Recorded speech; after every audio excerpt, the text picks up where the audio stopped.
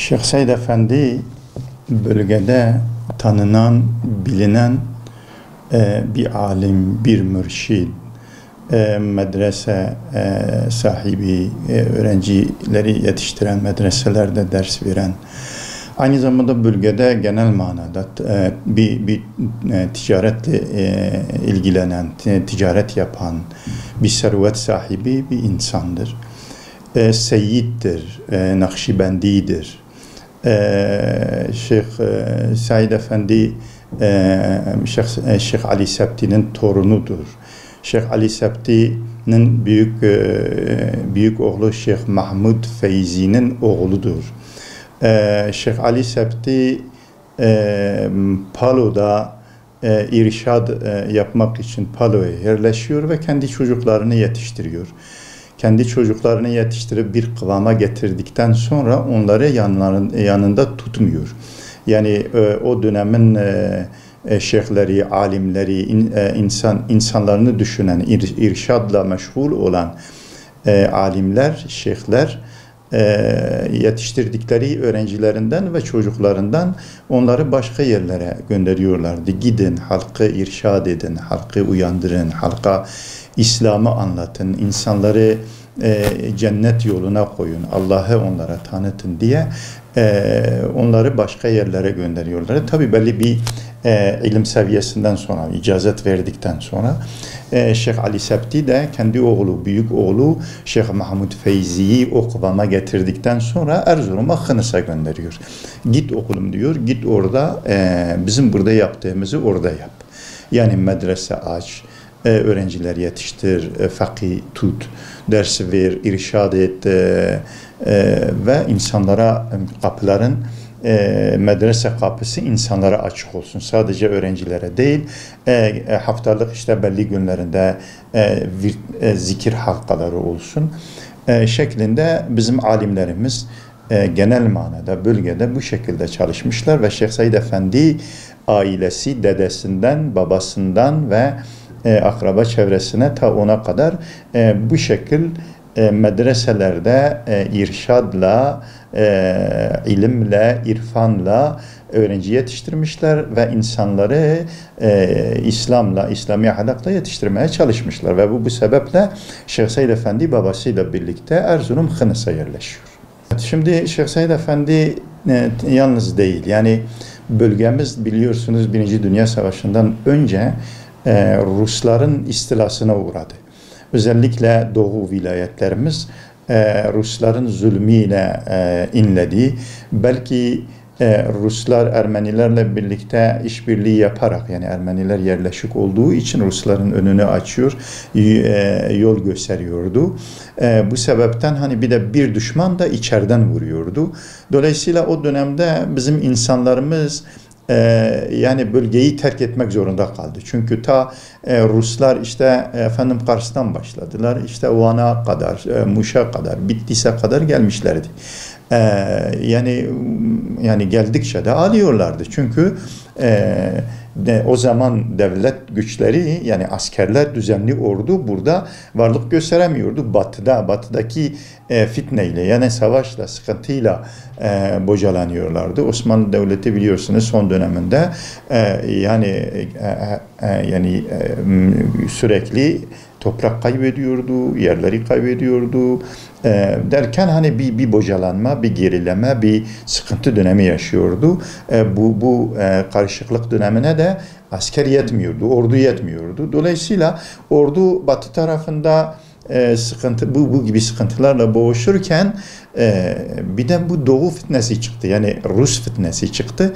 Dolayısıyla bizim alimlerimiz, yani diyelim ki hani bugünün düşüncesiyle, kimi insanların düşüncesiyle işte alimler sadece ilimden anlar, medreseden ders vermekten başka bir şey yapmaz, siyasette bulaşmaz, işte hani budur. Yani alim işte caminin içinde, medresenin içinde kafasını koymuş, orada boğulmuş, gitmiş düşüncesi hakimdir. Oysa öyle değil.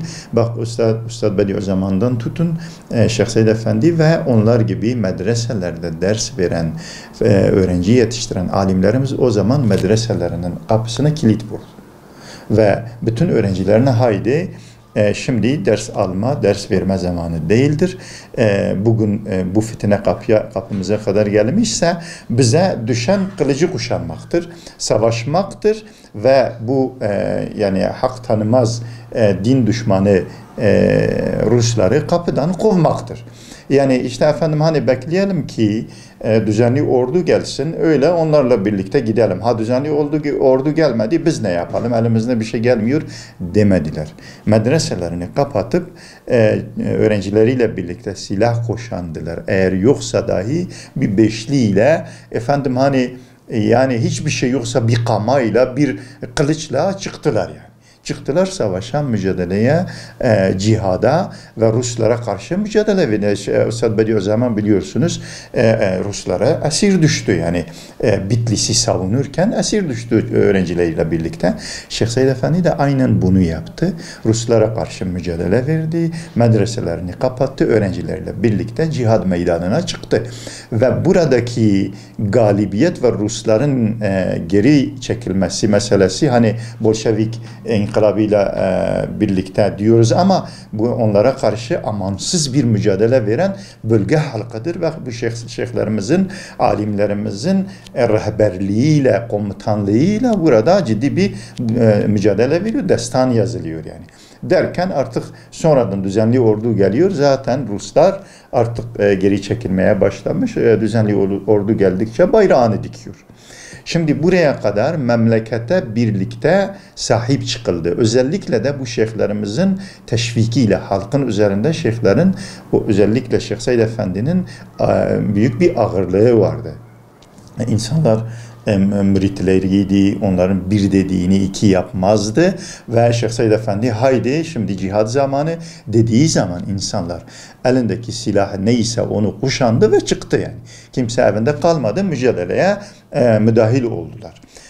Şimdi bu memleketin kurtuluşu için bu fitnelerden, savaş durumlarından, Rusya'dan kurtulması için bu insanlar ciddi bedeller ödedi. Ama Mustafa Kemal geldi. Önce siz de biliyorsunuz, tarih de biliyor, tarih de yazıyor. Yani artık camilerimize, minbere dahi çıkıp namaz kıldı ve hutbe verdiği dönemleri olmuş. Çünkü darboğazdı ve bu halkın, Müslüman halkın desteğine ihtiyacı vardı. O dönem bu şekil geçtikten sonra o dönemlerini unuttu. Hem İslam'a karşı olan kinini, düşmanlığını ortaya koydu. Hem Kürt Müslümanlarına karşı yani harekete geçti ve bir kıyma başladı.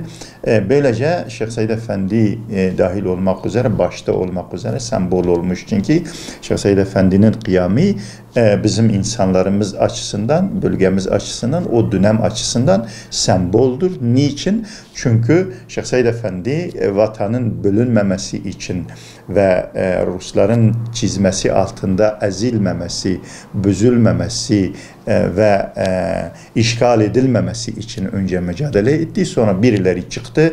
Dedi ki biz İslam'ın hukukunu, hakkını, adaletini, İslami hassasiyetleri ortadan kaldıracağız. Yaşantıyı ortadan kaldıracağız. Birebir mücadele ediyorlardı. Birebir ortadan kaldırmaya çalışıyorlardı. Ve Şeyh Said Efendi de dedi ki bizim aramızdaki harç budur. Yani siz bu harcı çıkarırsanız bu duvar ayakta durmaz. Bizi bir arada tutan İslam'dır. Siz Müslümansınız, biz Müslümanız. Ümmet anlayışıyla bir arada şimdiye kadar kaldık ve devam ettik. İyisiyle, kötüsüyle, ağır günlerimizde, güzel günlerimizde birlikte olduk. Eğer siz bu harcı ortadan çıkarırsanız o zaman herkes kendinedir. Ve biz İslam'ı terk etmiyoruz. Şeyh Said Efendi'nin buradaki yani ilk günden itibaren Mustafa Kemal'dan anladığı şey ileriki aşamada Mustafa Kemal'in hedefinde İslami yaşantıyı ortadan kaldırmaya yönelik bir öngörüsü ortaya çıktı. Yoksa yani o dönemde çok fazla radikal adımlar atmıyordu. Yavaştan, gizliden götürüyordu. Ama Şeyh Said Efendi bu tehlikeyi önceden fark etti. Halkı da bilinçlendirmek suretiyle önce bu tehlikeye karşı halkı bilinçlendirmek istedi. Yani bütün bölgedeki insanlardan tutun ta Türklere kadar, sadece Kürtler değil, Türklere kadar bakın böyle bir gidişat vardır. Artık hani İslam hedeftedir ve Resulullah sallallahu aleyhi ve sellem hakaret yapılmaktadır. Gazetelerde böyle hani kendini bilmez yazarlar İslam'ı hedefe koymaktadır. Yazılarını İslam'a hakaretle başlamaktadırlar. Bütün bunlar neyi gösteriyor? İleriki aşamada bu sistem Mustafa Kemal'in kendisi İslam'ı bir şekilde yavaş yavaş da olsa ortadan kaldırma, İslami hükümlerini etkisiz hale getirme, belki insan yaşantısından çıkarıp atma düşüncesiyle hareket ediyor. Bunu ferasetiyle önceden fark etti ve kılıcına davranıp kalktı. Şimdi o kalkışı ben direkt savaşa kalkıyorum şeklinde değildi yani. Yani bu memleketi, bu vatanı ortak mücadeleyle biz kurtardık ve biz bu vatanın asli unsuruyuz. Eğer bu vatan bu Kurtuluş Savaşı'nı vermişse, kurtulmuşsa birlikte bu Kurtuluş Savaşı'nı vermişiz, birlikte şehit vermişiz, bedel vermişiz ve bu vatanın geleceği için de söz sahibiyiz. O sözümüz nedir? İslam'dır. Siz İslam kardeşliğini önemserseniz kardeşimizsiniz. Birlikte biz de Müslüman, siz de Müslüman. Asırlarca böyle devam etmiş ve böyle devam edecek. Ama siz hedefe camilerimizi, medreselerimizi, İslami yaşantımızı, giysimizi hedefe koyarsanız, İslami hassasiyetlerini milletin törpülemeye çalışırsanız, o zaman bizim kardeşliğimiz de, birlikteliğimiz de orada bitecek. Derken bunun için Şeyh Said Efendi önce mücadelesi kendi halkı içindi. Halkını bilinçlendirecek, halkına bu durumu anlatmaya çalışacak. Halkı meseleyi anlayınca bir şekilde ultimatumla işte hükümete yani ya böyle devam ya da böyle değilse biz yokuz şeklinde. Fakat Mustafa Kemal tabi İngilizlerin aklıyla bu hareket, bu irşad çalışması, halkı bilinçlendirme stratejisi, Şeyh Said Efendi'nin halkı bilinçlendirme stratejisi hedefine ulaşmadan İngiliz aklıyla Mustafa Kemal Piran'da o provokasyonla bu yani hareket olgunlaşmadan, pişmeden orada bir patlak vermek suretiyle orada bu kıyam başlatıldı. O gün bugün Şeyh Said Efendi'nin kıyamı, mücadelesi, başkaldırısı, zulme, küfre, isyanı bugün itibariyle de biz Şeyh Said Efendi'den bahsederken radıyallahu anhu diyoruz. Ona minnettar hissediyoruz kendimizi. Halkımız, bütün milletimiz böyledir. Hiç kimsenin ağzından Şeyh Said Efendi'nin suçuydu, kıyam etmeseydi bunlar olmazdı, biz işte bu kadar bedel ödemezdik diyeni göremezsiniz. Şeyh Said Efendi'ye biz destek vermedik, biz arka çıkmadık, biz yeterince sahip çıkmadık ve bu uğurda bir canı vardı, onu da verdi diyenlere çok çok sayıda rastlayabilirsiniz. Bu millet, bu halk Şeyh Said Efendi'ye minnettardır. Ve Şeyh Said Efendi neticeyi, yani kıyamın neticesini bildiği halde kıyam etti. Bu kıyamın neticesinde canını vereceğini, başını vereceğini bildiği halde evinde oturmadı, Allah'a karşı mesuliyetini yerine getirdi ve gelecek nesle, torunlarına ve bu halkın çocuklarına bir kıyam mirasını bırakmak için kıyam etti. Biliyordu.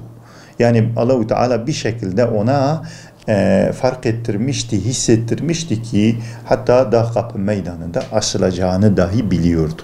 Ama ben ve asam tek başıma kalsam bile kıyam ederim diyordu ve öyle yaptı. Ben çoğu zaman söylüyorum, burada tekrar söylemek istiyorum. Hz. Hüseyin'in kıyamının misyonu neyse, Şeyh Said Efendi kıyamının misyonu oydu.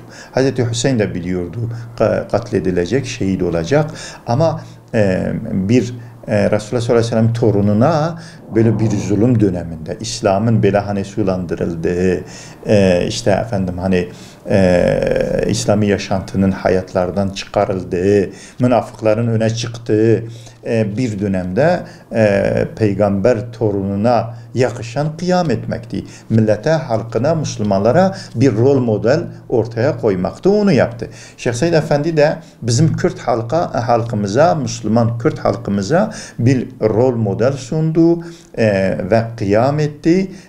Bakın eğer böyle durumlarda canınızı dahi, başınızı dahi verirseniz zulme, küfre rıza göstermeyin diye bize bir yol çizdi. Elhamdülillah biz şu anda da onun getirmiş olduğu yani vermiş olduğu o hassasiyeti, o yol çizgisini kendimiz için yol biliyoruz. Zalime, zulme karşı boyun eğmemek ve İslam'a hakaret ediyorsa, canına mal olsa dahi hayatını ortaya koymak suretiyle bir kıyam etmek, kıyamda bulunmak ve mücadele etmek.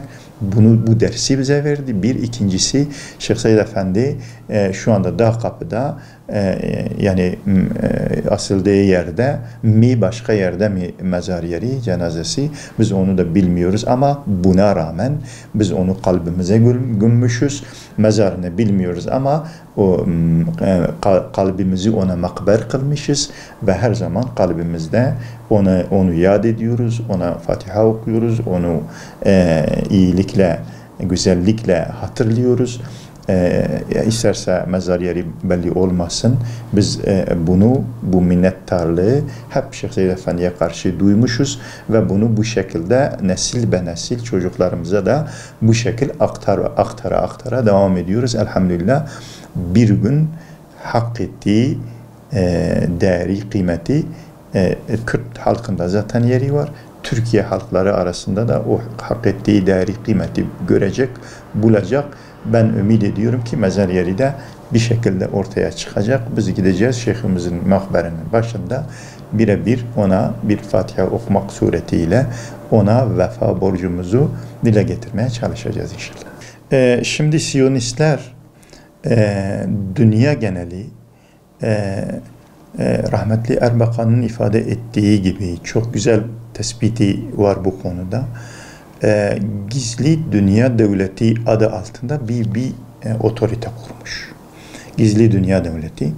Gerçekten biz şu anda baktığımızda Siyonistler dünyayı avuçlarına almışlar. Yani bakmayın şöyle Amerika falan filan, dünyayı avuçlarına almışlar. Nasıl? Küçük bir örnek misal olarak vereyim. Yani 2 seneye yakındır Gazze'yi bombalıyor, çoluk çocuk öldürüyor, kalbimiz yanıyor, canımız gidiyor. Yani böyle hani elimizden de bir şey gelmediği için biz o ızdırabı ayrıca çekiyoruz. Yani bir icraatta bulunma durumumuz olsaydı belki biraz teselli bulurduk. O tesellimiz de yok. Buna rağmen elimizden gelen işte Siyonistlere karşı boykot meselesi. Yani o kadar damarlardan girmiş ki ahtapot gibi biz çoluk çocuğumuzla yani böyle kalbi yanan Müslümanlar olarak bir markette gittiğimizde acaba bu da İsrail malı mıydı, değil miydi? Hala 2 senedir biz hangisi İsrail malı, hangisi değil daha bunun içinden çıkamamışız. Bu kadar damardan girmiş, bu kadar yayılmış ve İslam ülkeleri, beldeleri içerisine tahakküm ediyor. Ve biz biliyoruz ki İsrail'in yumuşak karnı maddiyattır, ekonomidir ve işte bu boykottur. Hala içinden çıkamamışız. Bu kadar yerleşmiş, damardan girmiş, zamanında çalışmış ve yüzyıllar öncesini düşünerek temeller atmış. Ve bugün meyvesini topluyor. Ve yine bakıyoruz ki bütün İslam alemlerinde özellikle bu Arap ülkelerinde o kadar sindirmiş ki, o kadar kendine bağlamış ki emin olun Amerika'daki bir yetkili kadar cesaretli ve asaletli davranamıyorlar. Yani sıradan Avrupa'da bir vatandaş kadar bir tepki gösteremiyorlar. Niçin? Yani İslam desen Müslüman kardeşindir, ırk dersen Arap kardeşindir. Yani niye? Çünkü İsrail o kadar sindirmiş ki, o kadar damardan girmiş ki, o kadar köşe başlarını tutmuş ki bunlar teprenemiyorlar. Teprensen gidersin diyorlar, gerçekten götürürler yani. Bu bütün İslam alemi için böyle yapmış. Önce İslam alemini ruhsuzlaştırdı. Sonra Hamas'ı bir şekilde Gazze'yi, Hamas'ı, Filistin'i davasını bir şekilde zaten tasfiye edecekti. Yani oradaki feraset sahibi olan insanlar Gazze'deki Yahya Sinvar'dan tutun İsmail Haniye'ye kadar o feraset sahibi insanlar baktılar ki zaten her halükarda bu satılmışlarla birlikte Gazze'yi ortadan kaldıracaklar. En azından izzetle ölmektir. Yani aynen Hz. Hüseyin'in misyonu, Şeyh Said Efendi'nin misyonunu ortaya koydular. Ne yaptılar? Ölümüne kalkıp işte direndiler, seslerini çıkardılar, mücadele ettiler. En azından ölüyorsam izzetimle, şerefimle öleyim dediler ve böylece kıyam ettiler.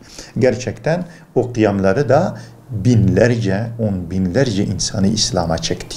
Hristiyanından tut, Avrupa'da belki dini olmayan ateistlere kadar insanlar binlerce, on binlerce İslam'la tanıştı, Müslüman oldu. Yani Ashab-ı Uhdud'u düşünün.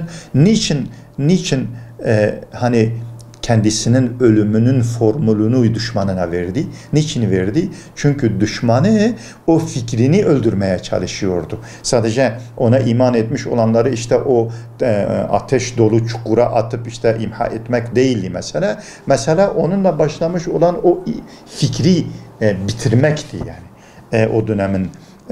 O dönemin ileri geleni de Yahudidir. Tarihe bakarsanız yine Ashab-ı Uhdud insanlarını, o çocukları, kadınları o ateş dolu çukura atan yine Yahudi bir şahıstır.